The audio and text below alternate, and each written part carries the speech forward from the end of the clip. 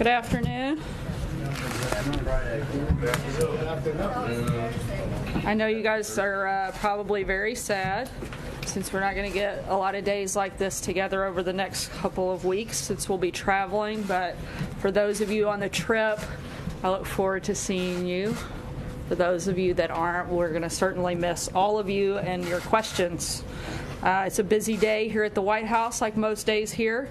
As you all saw, the President was excited to announce the Broadcom Limited is coming back to the United States, moving their company back here from Singapore.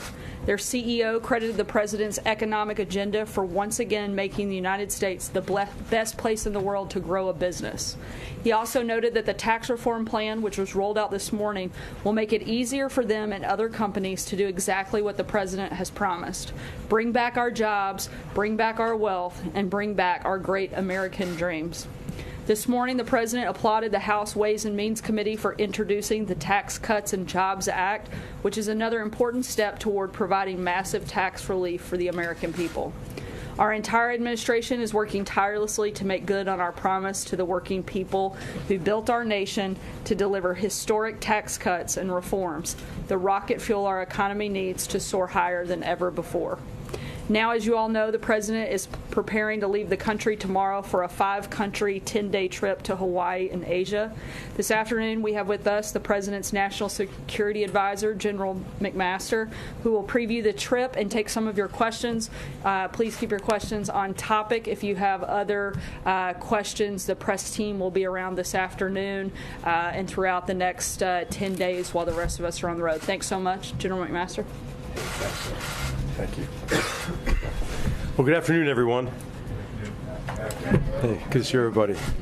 Tomorrow, President Trump embarks on his longest foreign trip to date and the longest trip to Asia by an American president in more than a quarter century. This trip is a great opportunity to demonstrate America's and the Trump administration's commitment to the Indo-Pacific and our efforts to strengthen long-standing American alliances and expand new partnerships. The President has actively engaged leaders in the Indo-Pacific this year to address a range of strategic issues, including, most notably, the North Korean nuclear threat. Since taking office, President Trump has placed 43 calls to Indo-Pacific leaders and conducted bilateral meetings with Japan, South Korea, China, India, Australia, Malaysia, Vietnam, Indonesia, Singapore, and Thailand. This historic trip will build on that ongoing diplomacy. The President's trip will focus on 3 goals. First, strengthening international resolve to denuclearize North Korea. Second, promote a free and open Indo-Pacific region. Third, advance American prosperity through fair and reciprocal trade and economic practices. The United States remains committed to the complete, verifiable, and permanent denuclearization of the Korean Peninsula. President Trump will reiterate the plain fact that North Korea threatens not just our allies South Korea and Japan and the United States. North Korea is a threat to the entire world, so all nations of the world must do more to counter that threat. That is happening, but the President recognizes that we're running out of time and will ask all nations to do more. In particular, the President will continue to call on all responsible nations, especially those with the most influence over North Korea, to isolate the North Korean regime economically and politically, to convince its leaders that the pursuit of nuclear weapons is a dead end and that it is past time to denuclearize. And he will remind friend and foe alike that the United States stands ready to defend itself and our allies using the full range of our capabilities. The President will also use his trip to promote his vision for a free and open Indo-Pacific region. The President will make the case that respect for freedom of navigation and overflight, the rule of law, sovereignty, freedom from coercion, and private enterprise and open markets is the best model to increase prosperity throughout the region and to secure the freedom and independence of all nations. And, of course, increasing prosperity of the American people is always one of President Trump's top priorities. Throughout the trip, the President will stress his commitment to free, fair, and reciprocal trade. He looks forward to working with partners across the Indo-Pacific region to ensure that governments do not unfairly subsidize their industries, discriminate against foreign business, or restrict foreign investment. This will help increase trade, reduce unsustainable deficits, and promote prosperity for the American people and the people of the Indo-Pacific region. A final point, and a point that's often overlooked, this trip, like all the President's engagements with foreign leaders, builds on previous accomplishments and on previous diplomatic efforts. One example I'll provide is that in Riyadh in May, President Trump delivered a historic speech to the leaders of more than 50 Muslim-majority nations. The President will interact with many of those same leaders at APEC or ASEAN, both of those conferences. He will reiterate three key U.S. counterterrorism pillars that he unveiled in that speech in Riyadh. First, deny terrorists safe havens and support bases. Second, cut off their funding. And third, discredit their wicked ideology. I think it's time for us to recognize that there's been significant progress on all three fronts. Raqqa and Mosul have been liberated and will soon no longer control territory and populations, as the United States has worked very hard with allies and partners to deny that safe haven and support basis, in this case to ISIS. Second, we should recognize that there's been considerable progress on terrorist financing. As you saw Secretary Mnuchin's visit to the region last week, during which he opened the Terrorist Financing Targeting Center. And then also, you've heard a lot of leaders across the world, and the President foremost among them, discrediting this ideology, this Islamist or Takfirist or Salafi jihadist ideology. And last week, I think it's worth reading Saudi Crown Prince, the Saudi Crown Prince's speech, during which he called for a return to moderate Islam. At the ASEAN 50th birthday party in Manila, the President will discuss how to strengthen partnerships across the Indo-Pacific to further efforts against transnational terrorist organizations. So this trip is an opportunity to build momentum towards shared prosperity and security, and I'm happy to take your questions. Thank you. We'll take, yes, toward the back there. General, as you look at the tools in your toolkit for confronting North Korea, how much thought are you giving to putting that country back on the American list of state sponsors of terrorism? Okay, that is an option that's under consideration, and so the President's cabinet is looking at this as part of the overall strategy on North Korea. But a regime who murders someone in a public airport using nerve agent and a despotic leader who murders his brother in that manner, I mean, that's clearly an act of terrorism that fits in with a range of other actions. So this is something that's under consideration. And you'll hear more about that soon, I think. Sure. Yes, in the front of the center. Let's give you a couple here. Will the President be using the fire and fury rhetoric in his speech about North Korea when he's that close to the border? Will he be meeting with Putin on the sidelines? And will he be bringing up human rights when he meets with Duterte? Okay, so the President will use whatever language he wants to use, obviously, and what the President has done is clarified in all of his discussions, his statements on North Korea, our determination to ensure that North Korea is unable to threaten our allies and our partners and certainly the United States. So he's done that with a great deal of clarity in the past, and I'm sure he'll do that during the trip as well. And that's been of great reassurance to our allies, partners, and others in the region who are literally under the gun of this regime. So we shouldn't expect any modulation in the language because of where he is? Well, I don't think the President really modulates his language. Have you noticed him do that? I mean, he's been very clear. He's been very clear about it. And let me just talk about this quickly. I've been aware of the discussions about, hey, is this inflammatory? Now, what's inflammatory is the North Korean regime and what they're doing to threaten the world.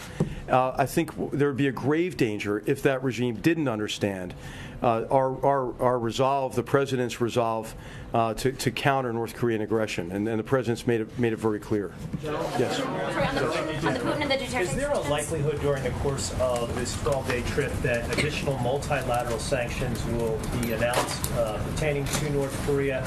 And the second question I have has to do with China. In your view, General, are they doing enough to apply pressure on the North Korean government? So on those questions, what you've seen is a concerted effort to isolate North Korea economically, and that's been combined with a major diplomatic effort that asks all countries to do more. There's tremendous momentum behind that now. We've seen countries across the Indo-Pacific region, but globally, doing more to expel these really, in effect, North Korean slave laborers who are a big source of income for the regime, to shut down a lot of illicit trafficking that was aimed to circumvent UN sanctions, and then also to shut down a lot of the money-making enterprises of this regime, oftentimes run out of their embassies. So you've seen a lot of expulsion of ambassadors, elements of the diplomatic corps, a restriction on this kind of activity, and the president welcomes that and appreciates it. But we'll also be asking others to do even more there. So it is both diplomacy and sanctions working together. China is definitely doing more. But obviously it's not enough until all of us achieve denuclearization. And I think what's really essential to remember about China's approach to this is China recognizes this isn't the United States or anyone else asking China to do us a favor. China recognizes it is clearly in China's interest, in all nations' interests, to denuclearize the peninsula, and that's because of the direct threat from a regime like this with a nuclear weapon, but it's also because of the specter of the breakdown of the non-proliferation regime. And what if others in the region conclude that they have to arm with nuclear weapons? I mean, that's not good for anybody. So I think China will, as it always does, act in its interests, but I think this is an area where our interests are really clearly aligned. General, you mentioned in your opening comments that the world is running out of time to deal with North Korea. If you could expand on that for a moment. And earlier this week, before the Senate, General Mattis was asked about the process by which the president might use nuclear weapons. And he said, well, if we were to detect a potential launch from North Korea, that is a scenario under which the president might act. Do you agree with that assessment? Has that been something that has been discussed here within the Situation Room, or options presented to the president? Okay. All right, so on the first, on out of time, we're out of time because approaches in the past have not delivered. On halting and then reversing North Korea's very dangerous nuclear and missile programs. And the approach of the past has been that we'll be happy with something that some people call a freeze for freeze or suspension for suspension. And that's the beginning then of a long, drawn-out negotiation process or talks during which the North Korean regime has in the past continued to develop its nuclear capability, continued to develop its weapons. Then upon delivery of a weak, not enforceable agreement, the agreed framework, for example, in 94, what that agreement does is it locks in the status quo as the new normal. And then, of course, North Korea then breaks the agreement and continues with the programs. So we're out of time to do that because of how these programs have advanced over time. So what it's time for is a really concerted effort to do everything all of us can to resolve this short of military action. In terms of scenarios, the president's always very clear. He doesn't draw red lines. He doesn't forecast directly or say directly what he's going to do. But what he'll do is he'll do whatever it takes to protect the American people and our allies. I only raised that because overseas. General Mattis said it in open Senate testimony. Yeah, and so what is clear is that the United States will respond with all capabilities available to North Korean aggression. And they're appropriate to that scenario. Something that might be happening. Gentleman in the center in the back. Yes. Thank you, General. There have been stories coming out of North Korea and certainly parts of that part of the world that the North Koreans have targeted the president in different ways, and are you confident about his security, and have you heard any of the rumors about the targeting of him by Pyongyang? Well, you know, whenever the president travels, our team does an assessment and will secure the president. And you know, we have extraordinarily capable forces in the region. And so that's routine for us, is to take all that into consideration. How do you assess President Xi now that he has consolidated his power? Does it make it easier to deal with him on North Korea or harder? Well, I think what the president will do is build on what was already a very strong personal relationship that they developed at Mar-a-Lago, and then also that build on a very substantive policy dialogue we had, especially on the security side, in Mar-a-Lago and in meetings since then, at the G20, for example, and in multiple phone calls between President Trump and President Xi. And I would highlight three elements of that foundation for the U.S., Chinese, really the multinational approach to North Korea. The first of these is a recognition that North Korea is not just a threat to the United States. Remember in the old days you'd hear, well, this is really a problem between North Korea and the United States. Well, everyone acknowledges, China especially, that this is a problem between North Korea and the world. The second thing that's really critical is the universal acknowledgement that denuclearization of the peninsula is the only acceptable outcome. No more freeze for freeze, suspension for suspension. And the third thing is China's acknowledgement that it's acting in its interest, obviously, but that China has a great deal of coercive economic power. I mean, 90% of the trade, at least, flows in through China. And so the implementation, enforcement of the UN resolution holds promise, but there's more that can be done beyond that. And I think it's time maybe for nations to do more beyond what even has been called for in UN Security Council resolutions. Yes. Two questions. One, just to follow up on the previous question. Have you guys determined whether there will be a pull-aside or a formal bilateral meeting with Russian President Vladimir Putin during this trip? No, that's not been determined yet, but we'll announce it if that's determined. And secondly, I know we're focused on the Asia trip here, but I just wanted to talk for a second about the president weighing in on the man who's been charged with mowing down pedestrians in New York City. He called for the death penalty. Have there been any conversations in the White House about how that could complicate prosecutors' efforts and even help the defense claim that this person can't get a fair trial? What the president wants is to secure the American people from this threat and from mass murderers like this, and so what he's asked is for options to take a look to assess if our tremendous law enforcement teams and our judicial system has all the tools they need to be able to combat this threat to the American people. So what we owe them now is we owe them options, options to take a look at to see if this is the time to reassess, change our capabilities in this area, in the area of law enforcement in particular. Yes. Thank you, General. At your opening statement, you spoke about a lot of different freedoms, but I did not hear anything on freedom of speech, freedom of expression, freedom of religion, and self-determination, democratic values. And what I'd like to know is, are these things no longer as important to the United States under President Trump? Is he comfortable with authoritarian regimes consolidating power and moving away from democracy as long as they can help us accomplish larger goals, such as North Korea and on any other subject? What you'll hear is the president, when he talks about sovereignty, talking about the sovereign nations protecting the rights of their citizens. You heard in just the preview, and you'll hear much more in the speeches and statements the president makes abroad about the importance of adhering to rule of law, to promoting freedom, individual rights. And so this is extremely important to the president, and I think what we ought to do is just look at the president's record. Okay, so in Syria, you have a regime that is a big human rights offender, obviously, in a number of areas. The murder, the torture, the displacement of 6 million people internally, 5 million refugees, mass murder of their own people with chemical weapons.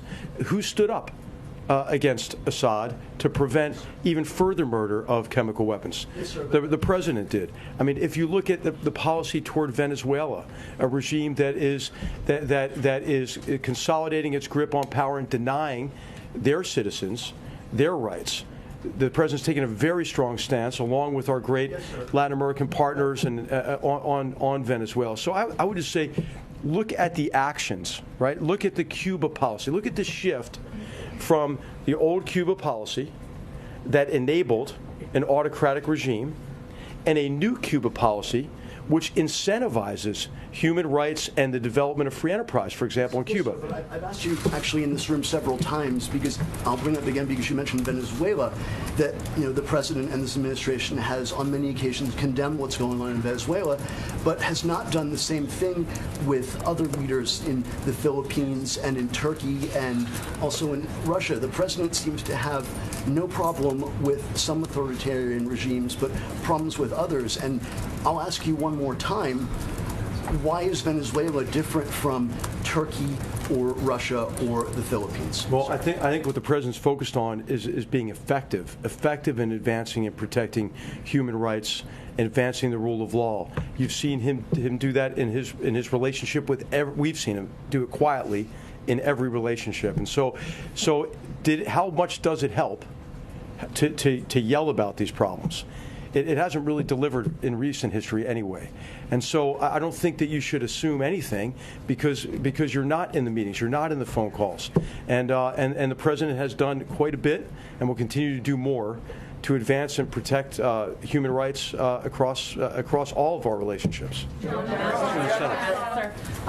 With the president in the region, is there any concern or expectation that it could cause the North Korean regime to ratchet up their aggression? And are we doing anything proactively to prepare for some sort of acceleration in tensions? Yeah. Well, the only thing that is ratcheting up North Korea's aggression is the North Korean regime itself. And so, what's important is for us to have the capabilities necessary and to have them in the right locations to deter conflict, and then, if necessary, to be able to respond to North Korean aggression. And we're doing that really with our allies and partners in the region, primarily our great South Korean allies who live literally under the gun of that regime and have since the armistice in 1953. And so we're working together with our South Korean allies every day to make sure that we have the highest degree of readiness. And of course, you've seen the most recent some of the most recent provocations involving missile launches over Japan, and North Korea poses a great threat to our ally in Japan as well. But as I mentioned, this is a global threat that requires a global response. Improving our military readiness, ensuring that we have the right assets, including strategic assets in the region, is immensely important to preventing conflict, and then making sure that we're prepared to respond. General, there are some foreign policy experts, some intelligence experts who believe that the only route to a negotiated settlement between the United States and North Korea that would have China's support would be a very strong pledge from the United States not to seek regime change in North Korea, and also to remove U.S. forces from the Korean Peninsula and provide other methods for South Korea's defense. Is that something that this White House would even entertain? Well, we're always assessing our strategies and policies based on the degree to which we think they're effective. Now, right now, we've said that the goal is denuclearization of the peninsula, period. And what you've seen is just the very beginning, maybe the end of the beginning of the president's strategy in the form of new sanctions in place now, much more work to do to isolate the regime diplomatically and economically. And I think we have to be a little patient here for at least a few months to see, what more we and others can do, including China, as some of you mentioned at the beginning. So I don't think we need to reassess our strategy now. I think we have to give it a few months, and then see what adjustments we might need to make. One more? Taking the center back. I can ask you about bilateral Sure. trade. You obviously made that a point of this visit. Can you talk about who is going to be leading the U.S. conversations about trade, since we know that Secretary Mnuchin is not going, that we don't have confirmation of whether it's Ivanka or Jared or or even the USTR. Can you talk about who's going to be leading those conversations? So certainly our USTR is going to be leading those the discussions on trade. In terms of trade, economic development, economic practices, it'll be our USTR, and then at times it will be reinforced by other members of the president's team. But really, it is the president's trip, so the president is actually going to be leading the discussions on trade and on security, and the rest of us are there to support really his engagements and to make the most out of the visits as we can. So thanks everybody. Thanks everybody. Can you stay for a couple others? Hi, Sarah. No, is that it? And we have a wrap. Yeah.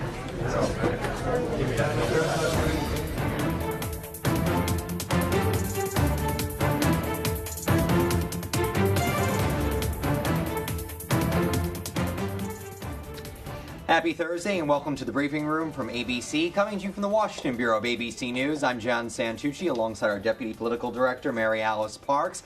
That was not what we thought we'd get today. We only got a little preview of the president's trip. He's leaving tomorrow for 10 days abroad, heading to Asia. Multiple countries he's going to hit. A lot happening in Washington today.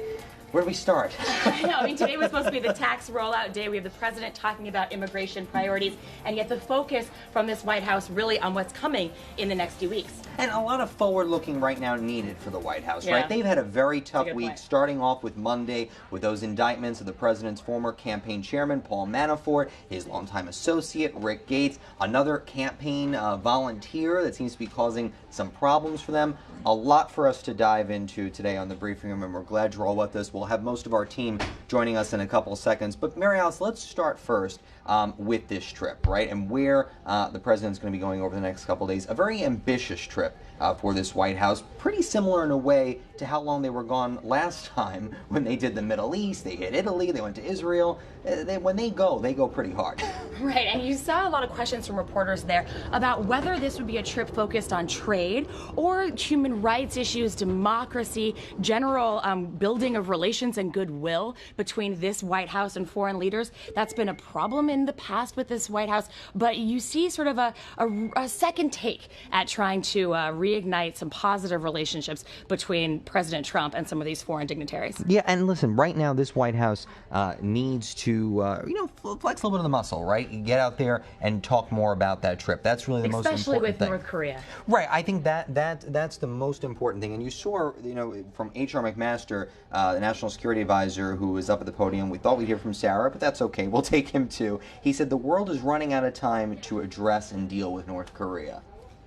I mean, that's the big elephant in the room. You can't go to the region right now and not talk about that at every single stop. And I think a big part of why this trip is happening now, why there's such a show of force around this trip, is to remind the world that the president isn't taking any of this lightly. Right, and I think right now it's going to be key to see how they deal with this trip, who's going to be going with him on there. That is going to be the most important thing. We know that his Secretary Mnuchin, Secretary of Treasury, is actually staying here working. So is his top economic advisor, Gary Cohn. His daughter, Ivanka, coming off of the trip to come back, all fighting for tax reform. Let's actually dive into that, though, because we know that the name of this bill has been pretty interesting. We learned from There's now a bill, Yes, and it has yes. a name. And it has Finally, a name. there's progress. It's a big day. It's a big day in Washington. A real bill with a name. But let's talk first, and I believe Mary Bruce, our senior congressional correspondent, is going to join us in a couple minutes. But Paul Ryan, the Speaker of the House, he needs to get something done for President Trump. Right. And he spoke earlier today about the tax reform plan. It's not the Cut Act. This is the Tax Cut and Job Act. Right. There you go. Very creative. I was reminded with all this talk about the Asia trip that when people asked Paul Ryan just last week about the fact that they really need all the messaging on one page, how are they worried the president might tweet and throw off any of the game plan, he joked, well, at least the president's going to be in Asia next week. And I think that there is a little bit of truth to that Republicans know that they need to basically ignore the outside noise. If they want to move, they have to work together. And in fact, in a lot of ways, they're shooting from behind this week. It was supposed to be kind of an easy political rollout. Who doesn't want more money for middle-class Americans? Who doesn't want more money in their pockets? And so, we're going to switch gears, right? Well, let's I interrupted bring my in... thought because we just heard in our ear that we have someone at the White House. And more people here. Let's join John Carr right now, our chief White House correspondent, who's over at 1600. John, final briefing from the White House before they go on that long, ambitious trip. What stood out to you today from H.R. McMaster? And we have not seen him up there for quite some time. Really a focus on previewing this trip as this White House is trying to get control of a pretty rocky week for them. Yeah, I mean, first of all, it's a reminder that he's got this big trip. I don't know if you've heard this, but I think that was, the third or fourth briefing I've heard that this is going to be the longest trip of a U.S. president to Asia in 25 years. I don't know what to make of that, but they're very proud of that fact, that it is going to be a long trip. The president visiting 5 countries. You know, he's going to be over there for nearly 2 weeks. His longest foreign trip.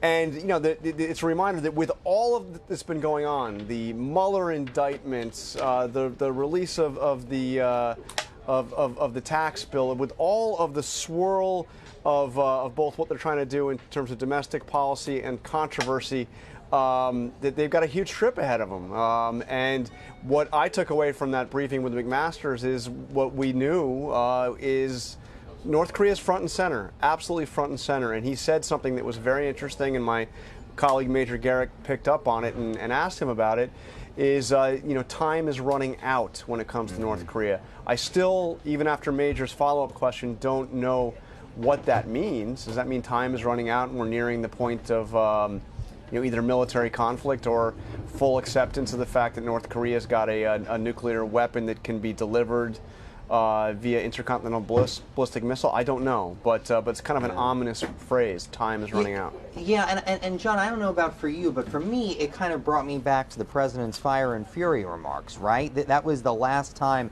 that we felt a ratcheted up dialogue coming out of the president or anyone from his administration. That today, to your point, I mean, you know, where do we stand at the moment? We really haven't heard a lot about North Korea in the last couple weeks. It's sort of been that simmering situation. We know it's there, but there's not a lot happening at the moment. Maybe there's something we don't know? Well, there is some serious stepped-up diplomatic activity, but by which I mean not anything approaching negotiations with the North Koreans, but there is this effort to get our allies to take a tougher line on North Korea, and I'm not talking about China here, and I wouldn't call China a U.S. ally. I'm talking about things like we have seen in the past several weeks.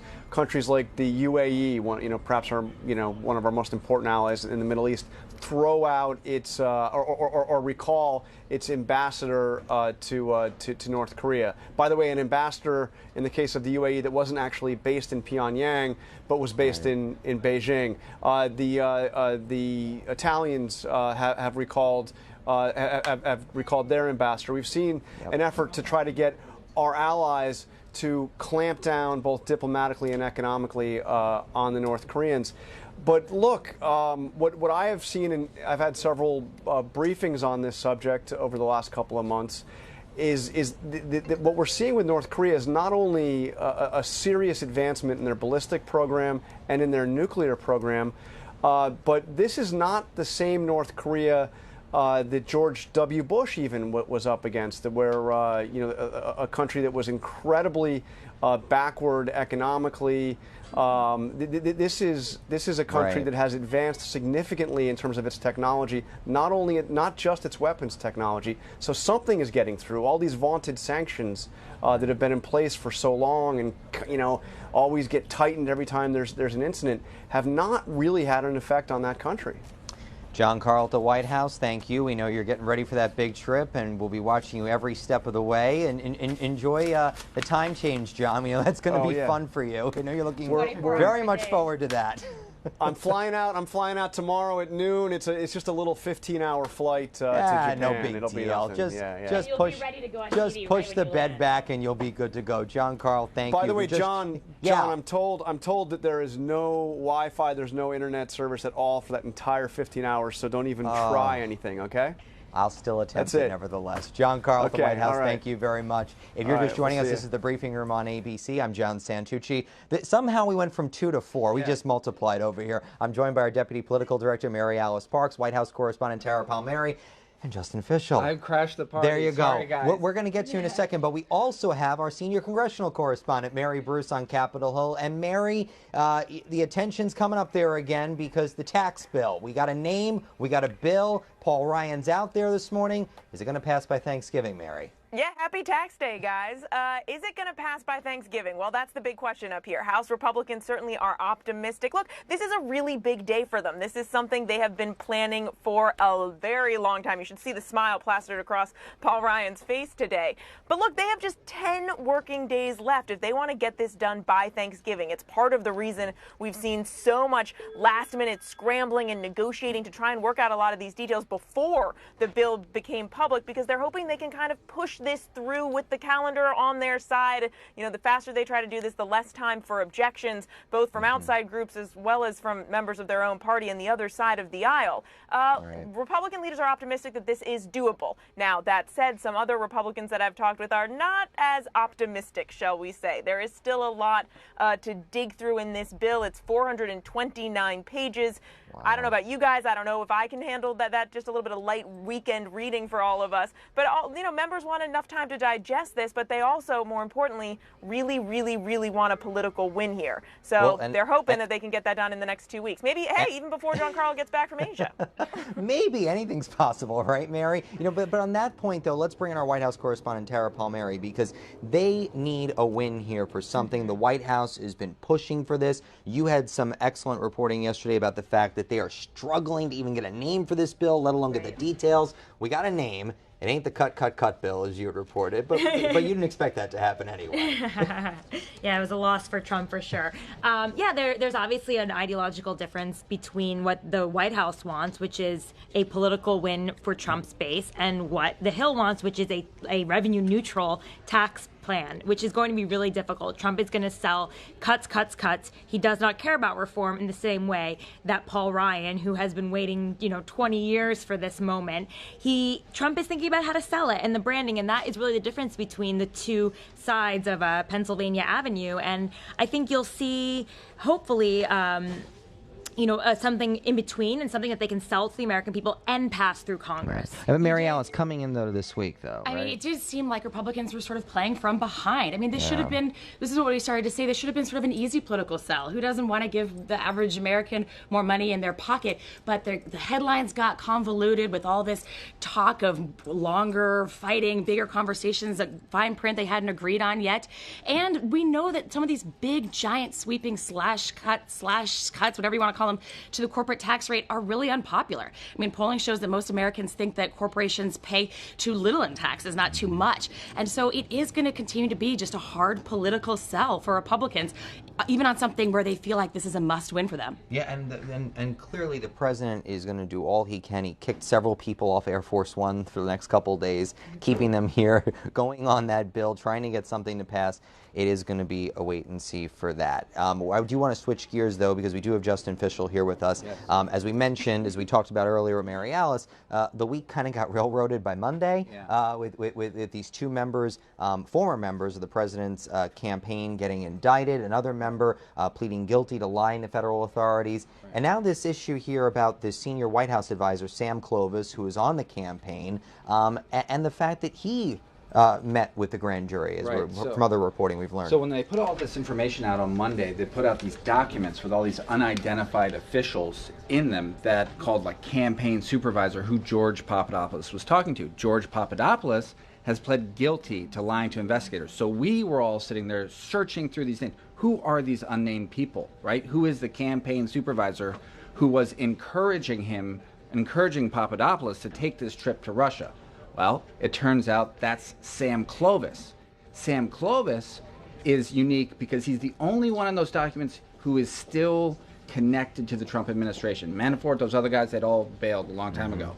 So, and Lewandowski is not serving in the campaign. Others. I mean, he's the only person right now. Rick Gates. And so it's important position. Because Clovis had this nomination to be a top job at the Agriculture Department. Today we learned he's bailing on that. Right. clearly the White House sees this guy as toxic when it comes to Well, but it Russia. sort of undercuts their message, too. I mean, Sarah Sanders stood in front of, at the podium there on Monday and on Tuesday, and she took every single question, sort of straight on, front on, by saying, this isn't us, right? This was the campaign. These are people that aren't associated with us. This has nothing to do with us. This was them, not our team. So that makes this development today so different. Yeah, I know. It's going to be something to watch. And we know also that we had some video we pulled in a little earlier that Paul Manafort, the president's former campaign chairman, arrived to court. Rick Gates, I'm sure, has arrived since we've been on the air. It's their first appearance. They are going in right now arguing over bail. They have been on house arrest. Manafort is out on a $10 million bond. Gates on $5 million. A lot of seat charges against them. And the fact really remains here, Tara, that the White House took a victory lap on their charges because nothing mentioned about Russia collusion in there and nothing mentioned with the words Donald J. Trump. Right, exactly. But then they were, given the 1-2 punch with Papadopoulos, who clearly was a campaign advisor who Trump had pictures with, and someone that he called excellent. Exactly. So this is very close to home. Also, he was being managed by the Attorney General, Jeff Sessions, and this is calling into question some of his testimony from earlier when he said that I never had any talks of Russia with anyone on the campaign. Clearly he did, even if it was to shut down the idea that Papadopoulos would go to Russia, as been reported this week. And the state of this investigation right now, Justin, because Sessions has recused himself, it's all being run by Deputy AG Rod Rosenstein and Bob Mueller. It completely separated here from Sessions and his orbit. Right.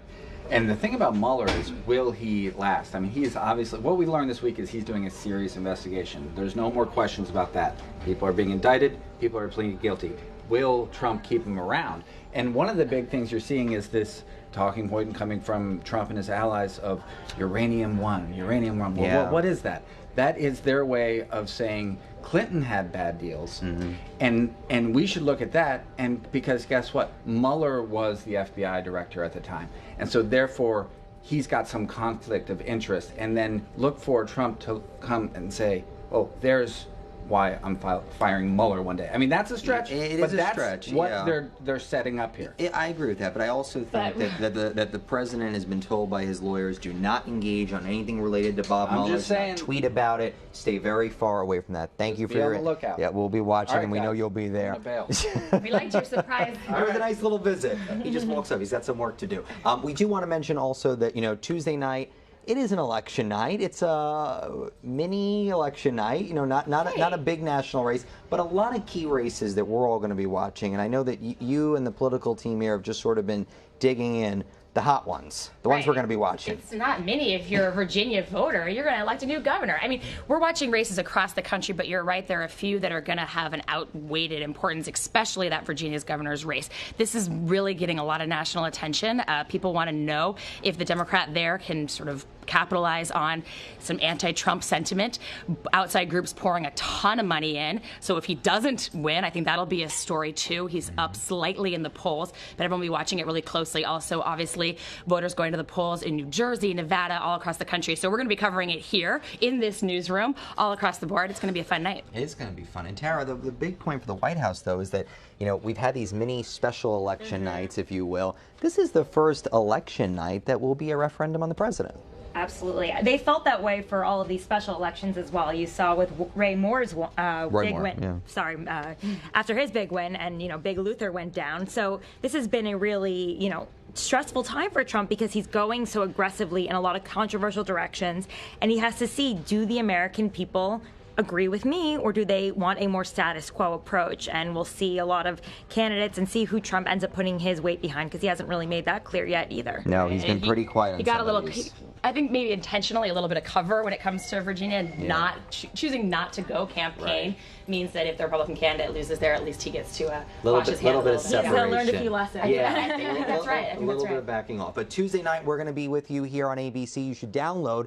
You should already have it at this point, guys. Come on, the ABC News app, always on your iPhone, smartphone, Android, all those good things. And of course, we'll be here on abcnews.com bringing you all the latest on election night. Tuesday night, we'll be on the air. You don't want to miss it. That's it for the briefing room. Thanks to Mary Alice Parks and Tara Palmieri and all the little visitors we had today. I'm John Santucci. Have a great weekend.